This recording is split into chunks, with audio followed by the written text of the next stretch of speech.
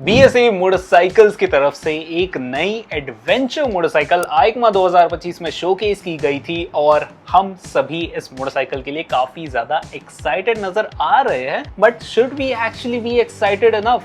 चलिए जानते हैं इन डिटेल इस एडवेंचर मोटरसाइकिल के बारे में आज के इस वीडियो में। नमस्कार स्पिरिटियंस, मैं हूं आपका होस्ट आशीष और आज बात करेंगे BSA थंडरबोल्ट के बारे में। तो यहाँ पर इस नए एडवेंचर मोटरसाइकिल से जुड़ी थोड़ी बहुत इन्फॉर्मेशन दे देता हूँ कि क्या क्या चीजें यहाँ पर रिवील की गई है। सबसे पहले बात करते हैं लुक्स को लेकर, और ये एक काफी ज्यादा टॉल मोटरसाइकिल है। एक डाकार मोटरसाइकिल्स में जैसे टावर इंस्पायर्ड डिजाइन रहता है ना, वही सेम डिजाइन फिलोसफी यहाँ पर यूज की गई है।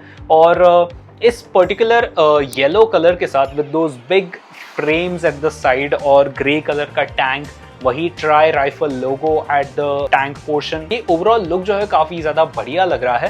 सामने की तरफ हेडलैम्प्स जो है वो एसिमेट्रिक है, स्प्लिट है। आधी जो छोटी सी लाइट कवर्ड है एक BSA के मार्क के साथ। पीछे की तरफ जो टेल लाइट्स भी है वो थोड़े से स्प्लिट है, रेक्टेंगुलर शेप में है। एक काफी ज्यादा इंटरेस्टिंग डिजाइन फिलोसफी है ये मेरे हिसाब से। और ये मोटरसाइकिल जो है वो रास्ते पर जब चलेगी ना, तब काफी सारे लोग इस मोटरसाइकिल को कंटिन्यूअसली देखते रहने वाले हैं। तो डिजाइन एस्पेक्ट से तो काफी ज्यादा बढ़िया काम किया है यहाँ पर BSA ने। प्रोडक्शन वर्जन में आने पर कुछ चीजें चेंज हो सकती है, बट मोटा मोटी यही डिजाइन रहने वाला है, यही लुक रहने वाला है इस मोटरसाइकिल का। अब यहाँ पर आपको 334cc का single cylinder liquid cooled engine देखने मिलने वाला है। पावर और टॉर्क फिगर्स यहाँ पर शोकेस नहीं की गई है, बट मैं आपको एक हिंट बता दूंगा इस वीडियो के एंड में। 15.5 लीटर की यहाँ पर टैंक कैपेसिटी दी जा रही है। और अगर फीचर्स राइडर रेट्स की बात करें तो यहाँ पर आपको ABS मोड्स मिलने वाले हैं। 3 ABS मोड्स आपको देखने मिलेंगे, ट्रैक्शन कंट्रोल देखने मिलेगा। सामने की तरफ आप USD फोक्स देख ही सकते हो। इसी के साथ साथ स्लिप एंड असिस्ट क्लच भी आपको यहाँ पर मिल जाएगा। रीइंफोर्स्ड बैश प्लेट और काफी ज्यादा हाई ग्राउंड क्लियरेंस के चलते इस मोटरसाइकिल की ऑफ रोडिंग कैपेबिलिटीज जो है वो काफी ज्यादा बेहतरीन रहने वाली है। यहाँ पर एक और चीज बताई गई है, विंडशील्ड और उसी के साथ साथ डिस्प्ले का टिल्ट एंगल, ये दोनों चीजें एडजस्टेबल है। अब ये कितनी ज्यादा कन्वीनियंटली एडजस्टेबल होगी ये तो मैं नहीं बता सकता। आई हाईली डाउटेड कि ये easily with a flip of some lever ये एडजस्ट हो जाएगी। शायद डिस्प्ले हो जाए, लेकिन विंडशील्ड जो है वो मेरे ख्याल से स्क्रू को लूज करके निकाल के उसे अलग सेट करके फिर से लगाना, ये वाला सिस्टम है। I am not sure, I am not claiming on it, but शायद ऐसा सिस्टम है। यहाँ पर इस मोटरसाइकिल को देख के ऐसा लग रहा है। डिस्प्ले में आपको कनेक्टेड फीचर्स मिल जाते हैं। शोकेस किया गया है एक TFT unit. I highly doubt के प्रोडक्शन मोटरसाइकिल में ये सेम TFT यूनिट आएगा। अगर आएगा तो वेल एंड गुड, अगर नहीं तो हम एक डिजिटल डिस्प्ले यहाँ पर एक्सपेक्ट कर सकते हैं। अब इस पूरी मोटरसाइकिल को देखकर किसी एक पर्टिकुलर मोटरसाइकिल की आपको याद आ रही है? I think yes, you have it right. ये YZD एडवेंचर से काफी ज्यादा मिलती जुलती है। और if you guys don't know, BSA, YZD, जावा, ये तीनों अंडर क्लासिक लेजेंड्स आते हैं, यानी कि ये तीनों एक पेरेंट कंपनी के अंडर आते हैं। तो यहाँ पर काफी ज्यादा पार्ट शेयरिंग जो है वो आपको देखने मिलती है। फॉर एग्जाम्पल, आप स्विच क्यूब्स अगर देखोगे ना, तो वो YZD में, जावा में और BSA में, तीनों में ऑलमोस्ट सेम ही स्विच क्यूब्स रहते हैं। तो पार्ट शेयरिंग यहाँ पर काफी ज्यादा होती है। विद थंडरबोल्ट मेरे हिसाब से पूरी की पूरी मोटरसाइकिल शेयरिंग हो गई है, क्योंकि ये YZD एडवेंचर से काफी ज्यादा मिलती जुलती है।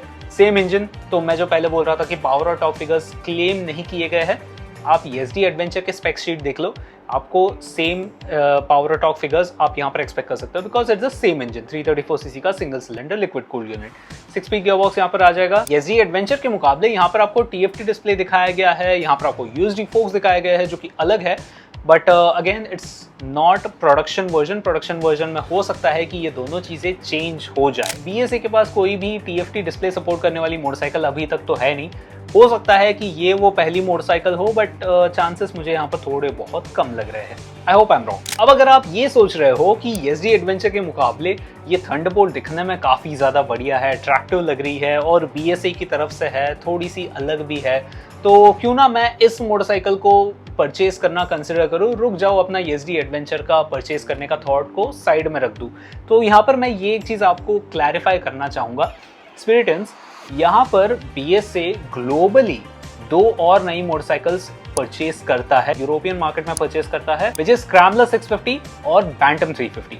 इंडिया में अभी भी सिर्फ आपको गोल्ड स्टार ही देखने मिलती है। इसके अलावा ये दोनों मोटरसाइकिल्स अभी तक इंडिया में आई भी नहीं है। यही नहीं आई है तो थंडरबोल्ट कब आएगी? वैसे तो एक एडवेंचर टाइप मोटरसाइकिल के लिए यूरोप से ज्यादा इंडिया सूटेबल मार्केट है। यहाँ पर एडीवीज का एक अलग डिमांड चल रहा है, एक अलग क्रेज चल रहा है। प्लस ये मोटरसाइकिल एक्सपेंसिव भी नहीं रहने वाली, एक काफ़ी ज़्यादा अच्छा प्राइस रेंज में आएगी। तो yes, it is more feasible to launch this motorcycle first in India and then in Europe.